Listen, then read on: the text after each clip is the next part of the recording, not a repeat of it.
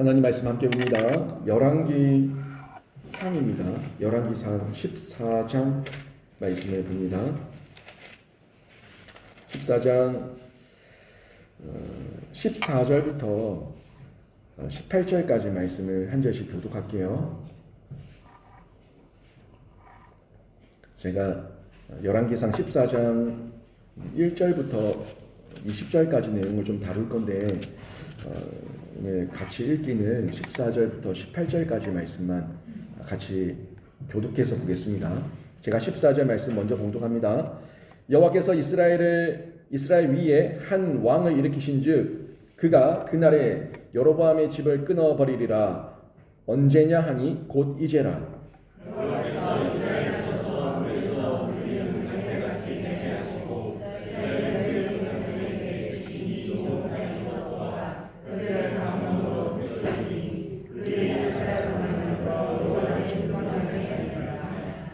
여호와께서 여로보암의 죄로 말미암아 이스라엘을 버리시리니 이는 그도 범죄하고 이스라엘로 범죄하게 하였음이니라 하니라.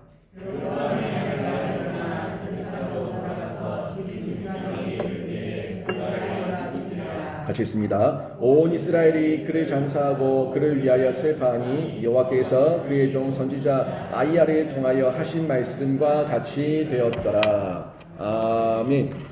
이 자리에 나와 예배하는 우리 모든 성도님 한 분 한 분이 하나님 앞에 버림당하는 자가 아니라 하나님께 택함받고 쓰임받고 하나님께 영광 돌려드리는 자로 계속해서 일어서시길 주님의 이름으로 축원합니다. 이스라엘의 역사를 대략 아시지만 사울 왕과 다윗 왕 그리고 솔로몬 왕까지 이 세 왕 때는 통일 왕국이었고요. 그리고 솔로몬 왕 이후에 나라가 두 동강이 납니다. 12지파 가운데 10지파가 위로 북이스라엘을 이루게 되고 나머지 두 지파가 남유다를 이루게 되는데 그 솔로몬의 아들은 르호보암이에요. 이름이 좀 비슷한데 르호보암이고 그 솔로몬의 신하가 여로보암이에요. 르호보암이 아들, 여로보암이 신하예요.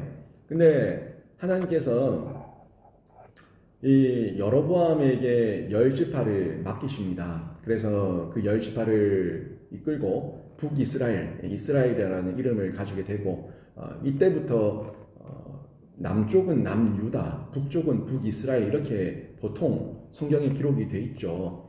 그래서 통일 왕국일 때는 그냥 전체적으로 이스라엘이라고 보고 또 민족적으로 얘기할 때는 이스라엘이라고 얘기하지만 열왕기 상하에서 두 나라를 얘기할 때는 북쪽 이스라엘 또 남쪽 유다로 이렇게 주로 얘기를 합니다. 그래서 우리가 성경을 읽을 때 문맥을 잘 보고 지금 이 이스라엘은 북쪽 이스라엘을 얘기하는 건지 아니면 민족적 이스라엘을 얘기하는 건지 저희가 좀 구분을 해서 살펴볼 필요가 있습니다.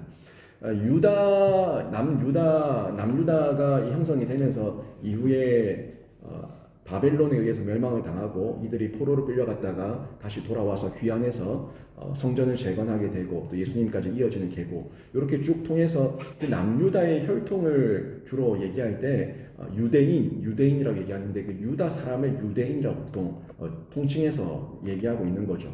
아무튼 지금 오늘 본문에서 이 여로보암의 시대에 대해서 얘기하고 있어요. 근데 이 여로보암은 북이스라엘의 죄를 물을 때 항상 등장하는 이름이에요. 그러니까 여로보암과 같이 행했다고 얘기하면 악한 왕이죠. 그러니까 남쪽에는 그래도 선한 왕이 몇 명이라도 있었는데 북쪽에는 한 명도 선한 왕이 없었어요.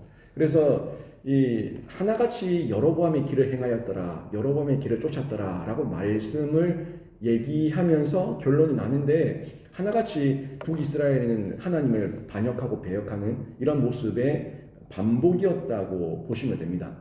그래서 이 북쪽 왕들을 평가할 때 여로보암의 길을 행했냐 아니냐, 또 남쪽 왕들 가운데 선한 왕을 얘기할 때 다윗의 왕의 길을 행했냐 안 했냐 이런 내용을 가지고 선한 왕, 나쁜 왕, 악한 왕 이런 부분들을 구분해서 봤다는 거죠. 아무튼 이 두 나라가 나눠지고 나니까 어떻습니까? 예루살렘은 남쪽에 있어요, 북쪽에 있어요? 남쪽에 있다는 거예요. 근데 이 이스라엘 민족은 아주 독특한 민족이에요. 중앙 성소 사상을 가지고 있어요. 유일신 사상에다가 중앙 성소 사상을 가지고 있기 때문에 반드시 절기를 지키기 위해서는 하나님의 법궤가 있는 이 성소로 와야 된다는 거예요. 중앙 성소, 이 성전으로 와야 된다는 거죠. 그런데 사람들이 나라가 나눠졌음에도 불구하고 분명히 나라의 경계가 세워져서 두 왕조가 만들어졌음에도 불구하고 북쪽에 있는 이 나머지 10지파들이 이 절기만 되면 예루살렘으로 내려온다는 거예요. 이거를 여로보암 왕이 보면 기분이 좋을까요, 나쁠까요? 기분이 나쁜 거예요. 야, 큰일 났다. 저렇게 자꾸 남쪽으로 가다가 남쪽에서 안 돌아오면 어떡하지? 남쪽 유다의 백성이 되면 어떡하지? 백성이 그들에게는 군사력이고 또 노동력이고 이 경제의 버팀목인데 이 많은 백성들이 절기 때마다 가서 혹시라도 안 돌아오면 어떡하고 현혹당하고 미혹당하고 또 거짓 선동에 넘어가면 어떡하냐 하는 이런 어떤 두려움이 생긴 거예요. 그래서 북쪽 왕이었던 이 여로보암이 하나님께 묻지도 않고 하나님의 말씀을 어겨서 남쪽으로 예배하기 위해서 내려가는 사람들을 가로막았다는 겁니다. 가로막고 베델과 단이라는 곳에 두 곳에다가 제단을 쌓았어요. 제단을 쌓고 거기다가 금송아지를 만들어 놓고 이 금송아지가 하나님이다. 이제 여기서 제사하고 예배하면 된다. 이렇게 국가적으로 거짓을 선동한 겁니다. 하나님 말씀을 어기면서. 결국에 이 모습이 하나님 보시기에 옳지 못했고 우리가 지금 14장 조금만 봤지만 열왕기상 13장을 보면 하나님께서 하나님의 사람을 보내세요. 누구에게? 여로보암에게. 북이스라엘 왕 여로보암에게. 너 그러면 안 된다. 너 그러면 죽는다. 최소한 내가 너희에게 10지파를 맡겼지만 제단을 다시 만들라고 얘기한 적이 없고 한 하나님, 우상 숭배하지 말고 한 하나님만 섬겨야 된다 한 걸 얘기했지만 그 경고를 듣지 않아요. 여로보암이 자기를 왕 삼으신 분이 하나님인데 그 하나님의 말씀보다 자기 마음에 일어나는 감정, 자기 인기, 자신의 어떤 권력을 유지하기 위한 수단에 눈이 멀어서 결국에는 하나님 말씀 듣지 않습니다.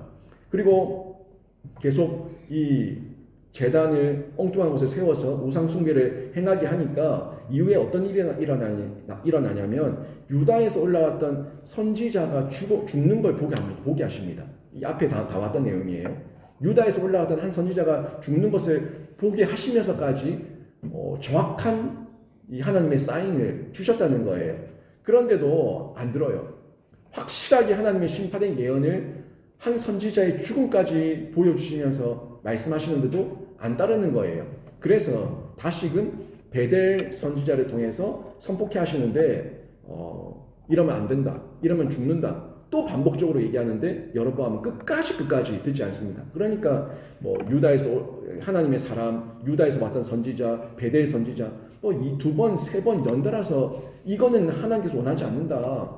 하나님께서 원하시는 제사와 예배가 아니다 라는 걸 계속 여로보암에게 하지 말라고 얘기를 했는데도 불구하고 어긴 건 여로보암이에요. 끝까지 자기의 감정 따라서 자기의 생각 따라서 자신의 인기와 명예와 권력욕에 눈이 멀어서 자기가 불법과 부정을 범한 거는 여로보암이라는 겁니다.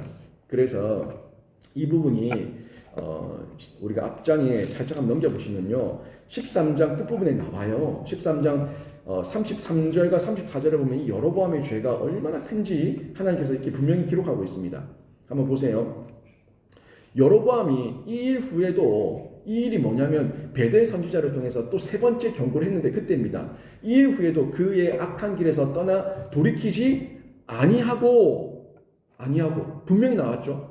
안 했다는 거예요. 계속 보세요. 다시 일반 백성을 산당의 제사장으로 삼되 레위인이 아닙니다. 아론의 지파가 아닙니다. 아론 사람들이 아닙니다. 일반 백성을 산당의 제사장으로 삼되 누구든지 자원하면 그 사람을 산당의 제사장으로 삼았으므로 완전히 하나님의 율법과 규례를 어기는 짓을 하고 있는 거예요. 또 34절 보세요. 이 일이 우상숭배의 죄예요. 하나님을 떠난 죄. 이 일이 여로보암의 집의 죄가 되어 그 집이 땅 위에서 끊어져 멸망하게 되니라. 이렇게 분명히 하나님께서 결론적으로 말씀하신 겁니다. 그리고 14장으로 이어지는데 14장 처음에 보세요. 처음에 딱 나오는 표현이 그때에 뭐예요?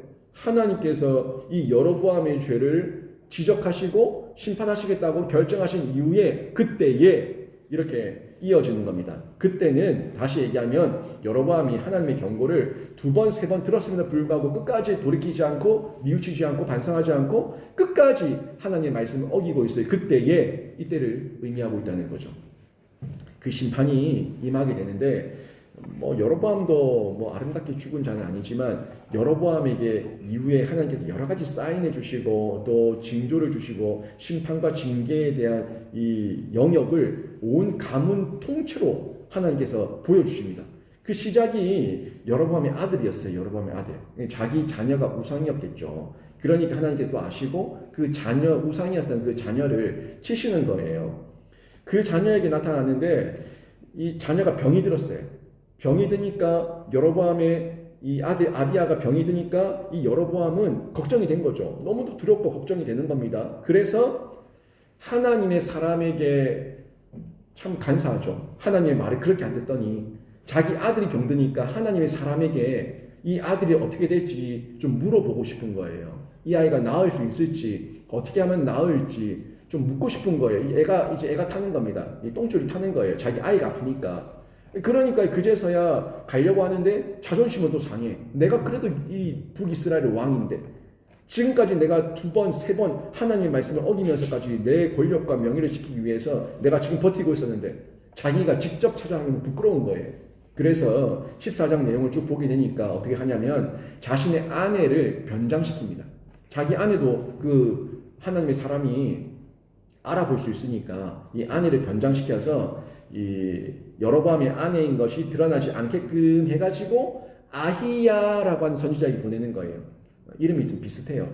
아들은 아비야고 선지자는 아히야예요. 이 아히야에게 이 아비야가 어떻게 되겠냐 하는 걸 물어보러 지금 보낸 겁니다. 이 보내는데 한번 잘 보세요. 그렇게 궁금하고 그렇게 급하면 자기가 맨발로 뛰어나가야지. 이 껍데기는 아닌 척하면서 속은 애가 타고 아내를 변장시켜가지고 자기가 안 가고 아내를 대신 보내는 거예요. 이유는 뭐겠습니까? 이 마음에 이중 양가 감정이 다 있는 거예요. 양가 감정이. 하나는 하나님을 거역하는 마음, 하나님 두려운 마음이 있는 거예요. 사실 우리 그리스도인들이 다 있거든요. 하나님 말씀을 지켜야 된다는 걸 알면서도 한편으로는 내 마음에 욕심이 막 솟구치니까 그래도 하면서 하나님 말씀을 자꾸 차일피일 미루면서 어기고 있고, 근데 또 한편으로는 이러다 두들겨 맞는 거 아닌가, 이러다 혼나는 거 아닌가 하는 이 두려움도 있는 거예요. 이 양가 감정인데 이 아이야가 지금 그런 짓을 하고 있는 거예요. 하나님이 두려우면서도 그 두려움을 경외심으로 드러내서 순종하지 않고 계속 간만 보고 있는 거예요, 하나님을. 그러면서 이 아내를 보내는데 이 여로보암이 알아보고 싶은 거는 자기 아들 아비야의 병이 든 게 정말 이 유다에서 올라왔던 이 베델 선지자의 선포 때문에 그들의 하나님 말씀 전달했던 이 징계에 대한 메시지, 그것 때문에 우리 아들이 병든 건가 하는 거에 대해서 의문이 생긴 거예요. 정말 하나님의 경고 때문에 우리 아이가 아픈 거야? 정말 그렇다면 두려운 일인데 하는 이 마음이 있는 거고, 또 하나는 이게 아들이 아프고 나니까 우연 아니야? 이거 그냥 우연인 것 같은데 하는 이런 마음도 있는 거예요. 그러니까 이게 진짜 징벌인지 아닌지 이런 어떤 마음 가운데 궁금해하고 하나님을 재보고 하나님을 시험해보고 싶은 이런 마음, 그리고 아내를 보내서 자신의 아이임을 숨기면서까지, 이 여로보암의 아이라는 걸 숨기면서까지 정말 하나님의 경고인지 아닌지 시험해서 확인해 보고 싶은 거예요. 이 아이야라고 하는 선지자가 정말 하나님의 선지자인데 이 사람이 내 아내를 변장시키고, 이 사람이 내 아내가 여로보암의 아내라는 것도 모르고 내 아내를 숨겨서 보냈는데 이 사람이 정말 알아보나 못 알아보나, 하나님의 징조가 맞나 아닌가 한번 보자. 아주 못된 마음이죠. 정말 하나님을 시험하고자 하는, 하나님이 사람을 시험하는 게 아니라 사람이 하나님을 시험해서 확인해 보려고 하는 이런 못된 마음을 가지고 지금 이 아이야에게 자기 아내를 보내고 있는 겁니다. 결국에 영적인 눈이 어두워서 분별력이 없으니까 하는 행동도 하나님께서 끝까지 기뻐하지 않는 방법대로 하나님을 시험하고 하나님을 바라보는, 하나님을 죄보는 이런 어떤 심판자적 위치에서 하나님을 대하고 있고 사람을 보내고 있다는 것을 확인할 수가 있습니다. 그런데요, 4절에 보니까 오늘 말씀 보니까 이 4절에 아히야가 이렇게 나와요. 끝부분에 보세요. 아히야는 나이가 많아 눈이 어두워 보지 못하더라. 아히야는 눈이 어두워서 보지 못한다는 거예요. 근데 이게 육적으로는 아히야의 눈이 어두웠고요, 영적으로는 여로보암의 눈이 어두운 거예요. 여로보암의 눈이 어두우니까 하나님의 징조와 하나님의 사인이 계속 오는데도 이 영적으로 깨닫지를 못하고 보지를 못하는 거죠. 그리고 육적으로만 보는 거야. 아히야, 저 선지자, 영빨이 있는데 육적으로 눈도 어두웠고 내 아내를 변장시켜서 보내면 이 아히야가 내 아내를 못 알아보겠지? 그러면 이게 진짜 하나님의 징벌인지 아닌지 이런 것만 좀 떠보고 확인해보고 시험해보고 내가 좀 계산 좀 해봐야겠다. 아무튼 이런 어떤 인간적인 마음으로 보냈는데 아주 육적인 시각, 육적인 안목밖에 없는 거예요. 근데요, 하나님께서 지금 이 아히야의 눈이 어두운 상태를 의도적으로 성경에 말씀하고 있는 거는 육적인 눈은 아히야가 어두웠지만 영적인 눈은 여로보암이 어둡다는 거를 어떻게 보면 대조적으로 비유적으로 연결해서 보여주고 있다는 거예요. 근데요, 어때요? 이 아히야를 속이려고 여로보암이 아내를 변장시키고 또 하나님의 본 의도를 한번 시험해 보려고 거짓말까지 하면서 아내를 보냈는데 아히야는 눈이 어두웠는데 하나님께서 아히야의 눈이 되어 주십니다. 아히야의 눈이 되어 주시는데 이 눈은요, 이 영적인 영의 눈으로 보는 거예요. 지금 여로보암은 이 육신의 눈이 어두워지면 아무것도 못 본다고 생각하는데 아니요, 아히야의 눈은 어두웠지만 하나님께서 영안의 눈으로 보게 하시니까 아히야는 다 알아봅니다. 모든 걸 다 확인합니다. 5절 6절 말씀 보세요. 5절 6절 보니까 여호와께서 아히야에게 이르시되, 하나님께서 눈이 되어 주신다니까요. 아히야에게 이르시되 여로보암의 아내가 자기 아들이 병들었으므로 내게 물으러 오나니 너는 이러이러하게 대답하라. 그가 들어올 때에 다른 사람인 채 함이니라. 그가 문으로 들어올 때에 아히야가 그 발소리를 듣고 말하되 여로보암의 아내여 들어오라. 내가 어찌하여 다른 사람인 채 하느냐. 내가 명령을 받아 흉한 일을 내게 전하리니. 보세요. 소리만 듣고도 다 알아보죠. 하나님께서 아무리 거짓말을 하고 하나님을 속이려고 해도 하나님께서 영적인 눈을 뜨게 하시니까 아히야의 눈이 되어 주셔서 여로보암의 그 간사하고 강교한 그 마음까지 다 꿰뚫어 보는 겁니다. 그리고 결국 그에게 끝까지 주시는 메시지는 뭐예요? 또 6절 마지막 부분 보세요. 내가 명령을 받아, 누구의 명령이? 하나님의 명령을 받아 흉한 일을, 징벌의 일, 징조의 일, 하나님의 징계의 일을 내게 전하리니. 지금 하나님의 사람, 이름도 안 나와. 하나님의 사람, 그 다음에 유다에서 올랐다 한 사람, 베델 선지자, 그리고 또 아히야까지. 이 네 번째 이렇게 하나님께서 징조와 사인해 주시는데도 불구하고 여로보암은 깨닫지를 못하고 듣지를 못하고 자기 좋을 대로만 생각을 한다는 거예요. 이게 우리의 모습은 아니냐는 거죠. 우리의 삶 가운데 우리가 하나님의 경고를 들어요. 성경을 묵상하다가도 듣고요. 설교 말씀을 통해서도 듣고요. 또 내가 기도하는 가운데도 듣기도 하고요. 이렇게 저렇게 다양한 방법으로 자꾸 하나님의 절대 진리라고 하는 그 측면에서 말씀이 자꾸 들어오고 성령께서 깨닫게 하시면요, 내 안에 부딪힘이 있다고요. 거짓에 대한, 가짜에 대한, 그리고 옛 모습에 대한 부딪힘이 있다고요. 안 된다는 게 안다고요. 근데 한번 잘 생각해 보세요. 여러분도 지금까지 하나님의 그 말씀을 몰라서 안 했습니까? 내 마음에 일어나는 육신의 정욕과 안목의 정욕과 이생의 자랑 때문에 내가 자꾸 차일피일 누르면서 이런저런 핑계 변명 합리화하면서 자꾸 미룬 거 아닙니까?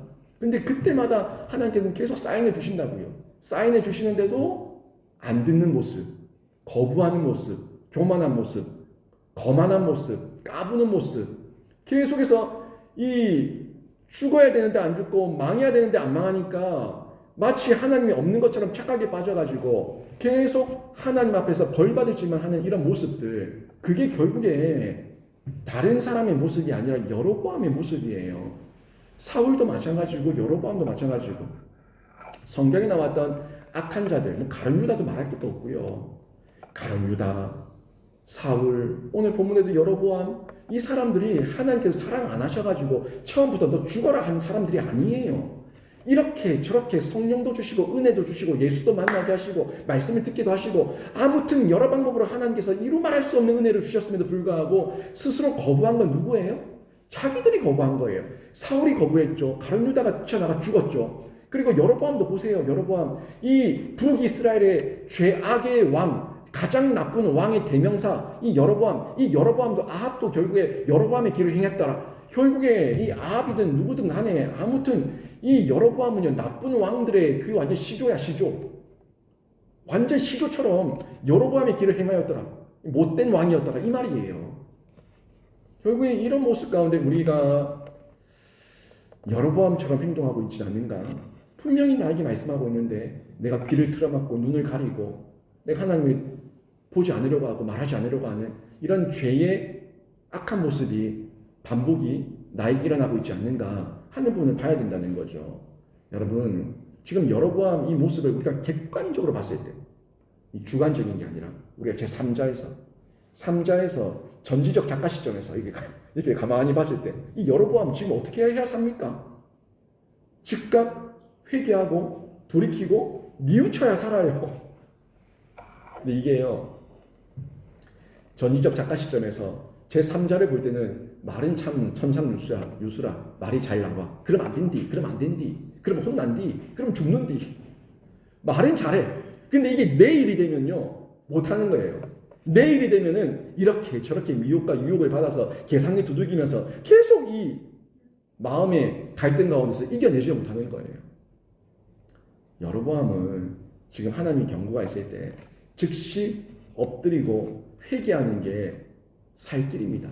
다시 얘기하면 우리에게 하나님께서 자꾸 말씀하실 때 나에게 찔림 주실 때 성경 말씀이 눈에 들어올 때 내 마음에 무게감이 생길 때 그때 엎드리고 회개하고 순종하고 돌아오는 게 우리 그리스도인들에게도 살 길인 줄 믿습니다.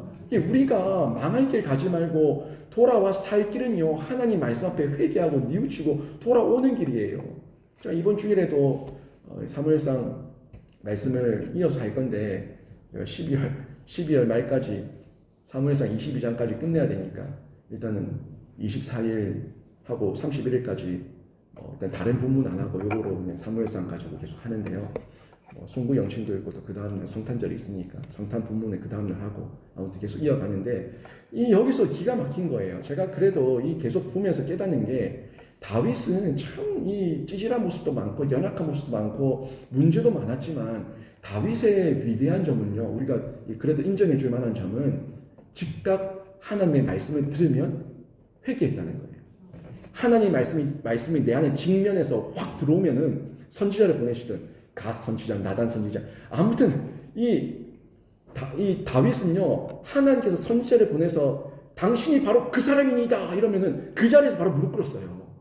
이게 다윗의 위대한 모습이에요. 근데 우리는 안 꿇잖아. 목사가 그럼 안 됩니다 라고 얘기해도 절대 무릎 안 꿇잖아요. 에이 다른 데 가야지 뭐 잃어버리지. 이게 사람의 교만함이에요. 직면하는 말씀 정말 우리 이 시대에 너무너무 필요한 말씀이에요. 제가 지난주에 주일 예배 마치고 와서 저는 저희 아내한테 늘 구사리 먹어요. 하여튼 지난주에 가서도 저희 아내가 또 뭐 구사리를 주는 거예요. 저를 어떻게 그렇게 무서운 말씀을 웃으면서 말할 수가 있냐고. 이게 그러면은 그럼 웃으면서 말해야지. 그럼 뭐 인상 쓰고 얘기할까 내가 그랬는데 무거웠다는 거죠.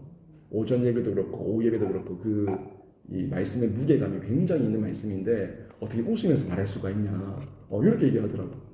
안 웃으면 안 웃는다고 뭐라하고 웃으면 웃는다고 뭐라하고 나보고 어떡할 말이고 그랬는데 아무튼 이 말씀을 저희가 이렇게 대하는데 제 마음에 그런 마음이 드는 거예요. 제가 못돼 먹어가지고 우리 성도들 그냥 기죽이고 우리 성도들 뭐 두려워서 벌벌 떨게 만들고 그럴 의도에서 하는 마음은 진짜 1도 없습니다. 진짜 1도 없습니다. 저는 저희 성도들 위로받고 격려받고 또 담대함 얻고 또 힘을 얻어서 하나님께 복 많이 받기를 저는 진짜 바라고 원하고 기도합니다. 그런데 요즘 시대가 워낙 완악한 시대고 악하고 음란한 시대다 보니까 웬만해서는요 충족도 안 받아요. 하나님의 말씀이라고 아무리 소리치고 외치고 해도요 성도들 마음 가운데 미동도 없어요. 정말 미동도 없어요. 정말 직면하는 말씀, 부딪히는 말씀, 이게 하나님 말씀 앞에 벌벌 떨 만큼 정말 훅 들어오는 성령의 능력까지 막 임해야 되는데, 아니 사람이 그 일을 어떻게 합니까? 목회자가 어떻게 합니까? 저는 제 온 힘을 다해서 제 진액을 쏟아서 얘기하지만 결국 그 다음은 우리 성령께서 하셔야 되는 부분이에요. 근데 제가 그런 어떤 직면도 안 시키고 뭐 이러면 좋겠다 저러면 좋겠다 이러면 좋겠다가 아니에요. 해야 되는 거예요. 좋겠다가 아니라 그렇게 해야 되는 겁니다. 그게 옳은 거예요. 바른 거예요. 근데 자꾸 하면 좋고 안 하면 말고 이런 식으로 얘기를 해버리면은 이 성도들 마음 가운데 경각심이 안 생긴다는 거죠. 이 보세요. 여로보암의 마음이 굳어지고 악해지니까 이렇게 하나님의 선지자들이 직면하는 말씀을 이렇게 두들겨 대는데도 불구하고 여로보암이 안 돌이켜요. 사울이 안 돌이켜요. 가룟 유다가 안 돌이켜요. 그 굳어 있는 마음 누가 만지겠습니까? 그래도 호흡 붙어 있을 때, 숨 쉬고 있을 때 하나님의 말씀을 있는 그대로 누군가는 전해야 될 거 아닙니까? 누군가는 가감 없이 전해야 될 거 아니에요? 제가 저희 아내한테도 그랬어요. 나는 영신교회에 있으면서 막 인기 많은 목사, 존경받는 목사, 사랑 많은 목사, 뭐 부들부들한 목사, 나 그런 목사 되기는 나 포기했다 그랬어요. 뭐 인기 필요 없고요. 그냥 저는 하나님 앞에 상 받으면 돼요. 뭐 여기서 뭐 설교 있는 그대로 하나님 말씀 있는 그대로 전하는데 뭐 목사가 폭언을 한다 못 들어먹겠다 나가라 그러면 좀 나가면 돼요. 나가면 되는데 저는 오늘 나갈지언정 저는 하나님 말씀 있는 모습 그대로 전하다가 쫓겨날지언정 저는 하나님께서 평가하실 거라 믿어요. 저는 그런 마음으로 복음을 전하겠다라는 그런 생각을 가지고 있는데 지혜는 필요하겠죠. 하나님께서 주시는 그 은혜도 사랑도 또 전달해야 되는데 지금도 사랑이 있어야 되지만 그 사랑에 마음이 있기 때문에 그냥 외적으로 무한정 부드럽고 사랑 많은 목사가 아니라 정말 사랑이 많기 때문에 매를 들 수 있고 사랑이 많기 때문에 쓴소리 할 수 있고 사랑이 많기 때문에 사랑하기 때문에 그러면 안 된다고 간청할 수 있는 그게 진짜 제가 지금 이 시대에 해야 될 역할이라고 생각해요. 저는 그 사명을 감당하는데 이 여로보암도 보세요. 정말 시대가 그렇다고요. 마음이 굳으면요. 마음이 변질돼 버리고 교만해 버리고 목이 꼿꼿한 이 고든 백성이 돼 버리면은 하나님 말씀 안 듣습니다. 정말 안 듣습니다. 안 들립니다. 깨닫지를 못합니다. 분별하지 못한다는 거예요. 지금 하나님의 징조가 임했음에도 불구하고 징조예요, 징조. 그런데도 이거 진짜 하나님의 뜻이야? 아니면 우연이야? 뜻이야? 우연이야? 우연이 어디 있어요? 하나님의 섭리고 하나님의 뜻 가운데 있는 거지. 그러면 그 시간 가운데 하나님께 또 묻는 우리들의 이 굴복이 있어야죠. 받아들인 인정이 있어야죠. 있는 모습 그대로 하나님 정말 이 시간 너무 힘든데 너무 어려운데 제가 지금 어떻게 바뀌고 어떻게 변화되고 어떻게 하나님 앞에 반응하기를 원하십니까? 하는 면에서 하나님 앞에 묻는 이 마음 신앙의 순수함 이런 모습이 있어야 된다는 거죠. 우리도 이미 알고 있어요. 우연이 없다는 거 알고 있고요.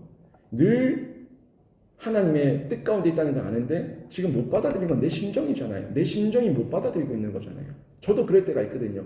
도대체가 못 받아들이고 나는 이해가 안 되고 하나님 앞에 따지고 싶을 때 사실 욥기 오늘 끝났지만 새벽에 욥을 통해서 우리에게 전달하는 메시지 우리가 새벽에도 살펴봤었는데 고난 후의 복 그냥 그 정도가 아니에요. 고난 후의 복 그 정도가 아니라 이 고난을 통해서 하나님의 섭리를 깨닫고 하나님 앞에서 더욱더 은혜를 잊기 위해서 하나님께 묻고 기다리고 인내하고 절제하고 그 가운데 하나님께서 말씀하시는 하나님의 구체적인 계획 우리를 향한 하나님의 계획 이런 부분을 저희가 찾아가야 되죠. 근데 사실 사람인지라 어려움이 생기면 그냥 자꾸 우연으로 치부하고 싶고 하나님 뜻이 아닌 것처럼 받아들이고 싶고 이런 마음이 들 때가 저도 인간인지라 저에게도 있다는 겁니다. 지금 이 구약 시대에 여로보암의 이 죄는요 이미 예견된 거였어요.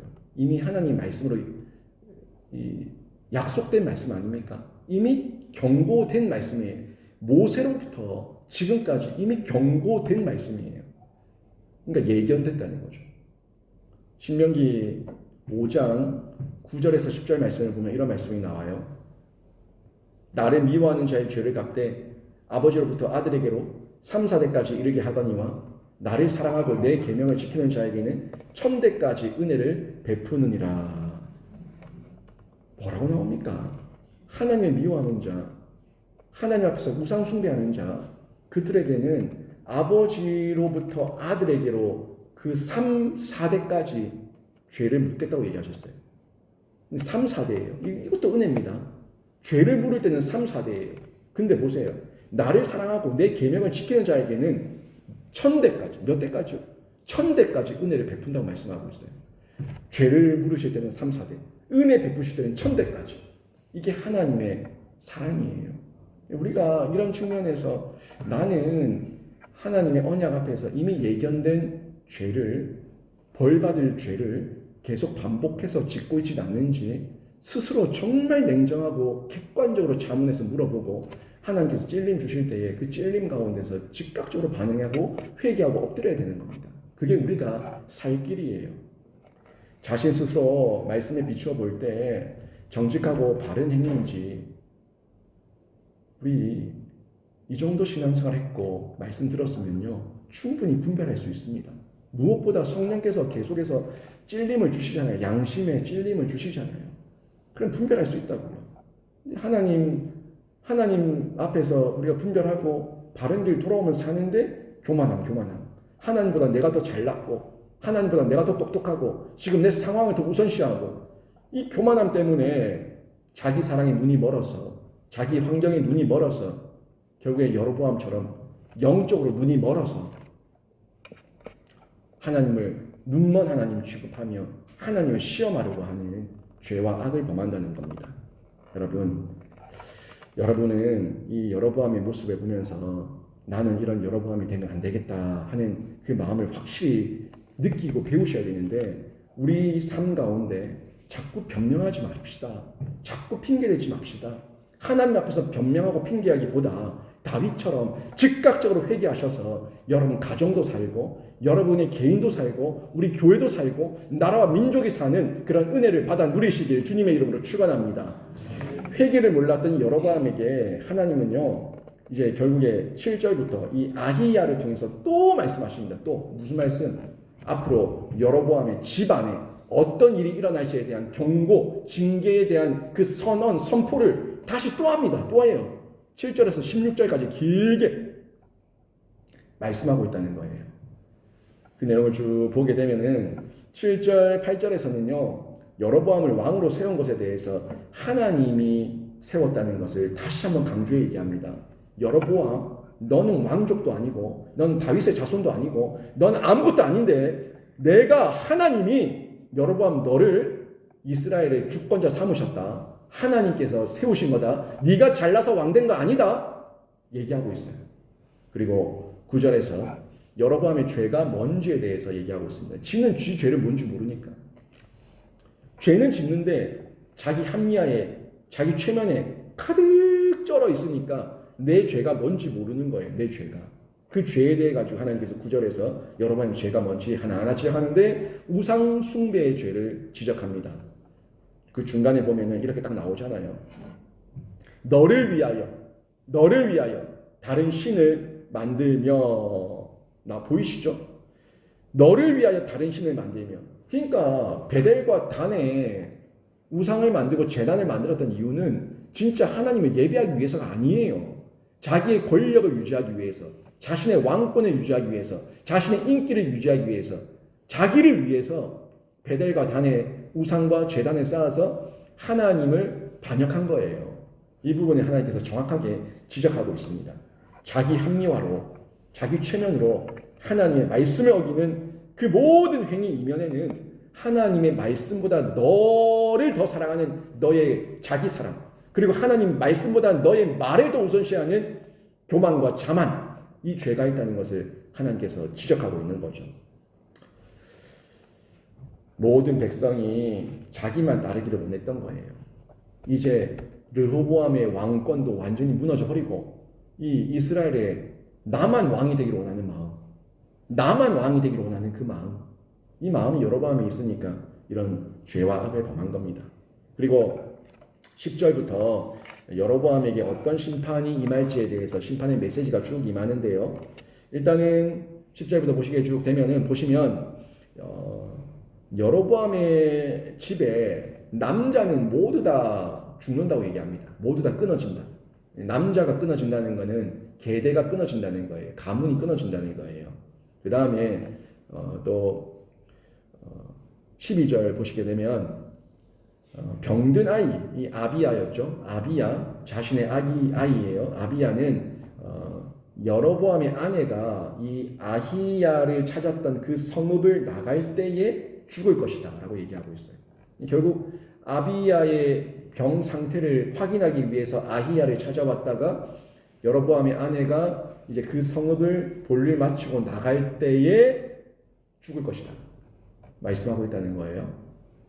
그 다음에 14절에 보면 여로보암의 가문을 폐하겠다고 얘기하고 있습니다. 그러니까 하나님께서 왕 세웠는데 너 안 되겠다. 너는 왕대의 자질이 없다. 자격이 없다. 너 안 되겠다. 그 왕위를 폐하셔서 다른 왕을 세우시겠다고 말씀하고 있는 거예요. 그리고 이스라엘을 이 열지파입니다. 북이스라엘 열지파. 이 이스라엘을 가나안 땅에 뽑아서 강 너머 지역으로 보내는데 곧 유라데 지역에서 흩어버리겠다. 이게 아수르 바벨론에 의해서 완전히 피가 섞이고 이 혼혈족이 돼버리고 완전히 흩어버리겠다. 고 얘기하고 있는 거죠. 실제 그리 됐고 이스라엘의 어떤 혈통에 대해서 뭐 므낫세 지파, 단 지파, 뭐 르우벤 지파, 뭐 이런 어떤 지파에 대한 계보는 확인할 수가 없습니다. 뭐 자기들 가운데 뭐 내가 이 지파다 이 지파다 말하는 사람들이 있지만 역사적으로 그 어떤 다윗의 계보를 이어가며 또 디아스포라를 통해서 여전히 이어지고 있는 이스라엘의 역사는 남유다예요. 남유다, 이 유대인, 그 유대인을 통해서 이어지고 있지 어떤 다른 지파의 흔적을 찾아볼 수가 없다는 거예요. 그리고 흔들리는 갈대가 되게 하신다고 말씀하시는데 이 이스라엘 자체가 계속 흔들려요. 완전히 왔다리 갔다리 이 사람 저 사람에 의해서 여러 번 쿠데타가 일어납니다. 쿠데타. 그 남유다는 그래도 솔로몬 이후에 르호보암부터 시드기야까지 그래도 다윗의 혈통이 쭉 이어졌다고요. 한 번도 혈통이 바뀌지 않고. 그런데 북이스라엘은 8번 왕조가 바뀌었어요. 8번 왕조가 바뀌면서 계속 쿠데타로 왕권이 뒤집히고 왕권이 세워지고 무너지고 세워지고. 그러니까 8번 반복합니다. 그만큼 정권이 불안정했고 왕권이 확립되지 않았다는 건데 그 흔들리는 가일대로 설명하고 있는 거죠. 그리고 17절에서 20절 말씀 보시면 이 하나님의 심판이 바로 실행된다. 바로 실행된다라고 말씀하고 있는 거죠. 이 말씀이 오늘 저희가 봤었던 내용들인데 확인해 볼 수가 있는 부분입니다. 결국엔 이 내용들을 통해서 쭉 확인이 되는 부분이 즉시로 실행이 되는데 17절 우리가 봤죠? 여로보암의 아내가 일어나 디르사로 돌아가서 집 문지방에 이를 때에 그 아이가 죽은지라 실행이 됐어요. 또 20절도 보세요. 20절 보니까 여로보암이 왕이 된 지 20년, 22년이라 그가 그의 조상들과 함께 자매 그의 아들 나답이 대신하여 왕이 되니라. 이렇게 말씀하고 있는데 결국 아비야의 죽음, 여로보암의 죽음으로 끝이 나게 됩니다. 결국 이 내용을 통해서 확인할 수 있는 것은 하나님께서 여로보암을 버리려고 해서 버린 게 아니라 다시 돌려 얘기하면 여로보암이 스스로 버림당하는 길을 자초한 거죠. 솔직히 더 정확히 얘기하면 하나님께서 버리기로 작정하신 게 아니라 버림 받고자 발악을 하니까 버림 당한 거죠. 마음이 돌처럼 굳어지고 심령이 무너져 있으면은 이런 결과로 종결이 된다는 겁니다. 여러분, 여로보암의 가문은 분명히 하나님께서 세우신 가문이었지만 하나님을 떠난 그 가문의 결말은 하나님께서 버리셨다는 내용으로 정리가 됩니다. 10절에서 11절 말씀을 보면은 얼마나 비참하게 버림을 당하는지도 저희가 유추해서 느껴볼 수가 있죠. 우리는 하나님을 버릴 수 있는 자가 아니에요. 하나님을 버릴 수 있는 자가 아닌데 하나님을 버리니까 그 결말은 결국 이렇게 비참할 수밖에 없다는 겁니다. 하나님을 버리면 잘 살 것처럼 착각하는데요. 잘 살지 못합니다. 실상은 죽는 거예요. 물고기가 물속에서 뛰쳐나가면 자유로울 것 같지만 물속에서 뛰쳐나가면 죽음이에요. 끝난 거예요. 새가 땅을 기어다니면 편안할 것 같지만 땅을 기어다니면 후회되기 딱 좋아요. 엽사들에게 총 맞아 죽기 딱 좋아요. 새는 하늘을 날고 물고기는 물속에 있고 이게 섭리죠. 하나님의 계획이에요. 사람은 하나님 안에 있어야 돼요. 에덴 안에 있어야 되고 하나님의 임재 아래 있어야지만 사는 길입니다. 나 잘났다고 내 계획, 내 생각, 내 마음 나 자꾸 나를 드러내면서 까불면은 그 결국은 여로보암의 이 길을 걸어갈 수밖에 없습니다. 여러분, 우리는 하나님 안에 있을 때 가장 인간다울 수 있고 가장 행복할 수 있다는 걸 꼭 기억하십시오. 우리는 죄인이고요. 완전하지 못해서 잠시라도 예수님을 생각하지 않으면 죄를 지을 수밖에 없기 때문에 그래서 늘 하나님 안 예수 그리스도와의 연합과 접속 가운데 있어야지만 우리는 바른 결정을 할 수가 있고 바른 판단을 할 수가 있고 바른 열매를 맺을 수가 있다는 겁니다. 회개의 기회 주실 때 즉시 회개하세요. 정말 당부하고 부탁하고 여러분에게 권면합니다. 말씀으로 하나님께서 찔림을 주실 때 설교자를 통해서 찬양을 통해서 기도를 통해서 다양한 방법을 통해서 하나님께서 내 마음에 회개의 입술을 열게 하실 때 회개의 영을 부어주실 때 거부하지 마시고 영안의 눈을 뜨시고 분별력 있게 내 죄를 발견하셔서 여로보암처럼 죄를 회개하지 않아서 죽는 자가 되지 마시고 다윗처럼 회개하셔서 하나님 앞에서 사는 자가 되시길 주님의 이름으로 축원합니다. 아멘.